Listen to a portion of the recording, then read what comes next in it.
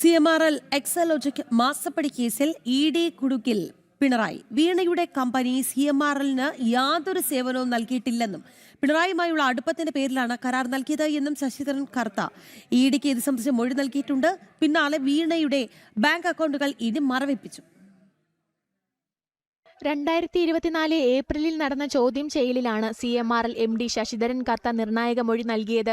വീണയുടെ കമ്പനി CMRLന് യാതൊരു സേവനവും നൽകിയിട്ടില്ലെന്നും പിണറായിയുമായുള്ള അടുപ്പത്തിന്റെ പേരിൽ കരാർ നൽകുകയായിരുന്നുവെന്നും ശശിധരൻ കർത്ത വ്യക്തമാക്കി. 2017 മുതൽ 2020 വരെയുള്ള കാലഘട്ടത്തിലെ ഏകദേശം 2.5 കോടി രൂപയാണ് വീണയ്ക്കും എക്സാലോജിക്കിനുമായി CMRL നൽകിയത്.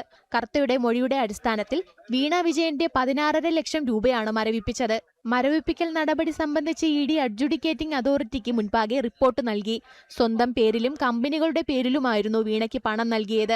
വീണയുടെ മറ്റൊരു കമ്പനിയായ ലോക്കർ ഇന്ത്യയുടെ 15.5 ലക്ഷവും ED മരവിപ്പിച്ചു.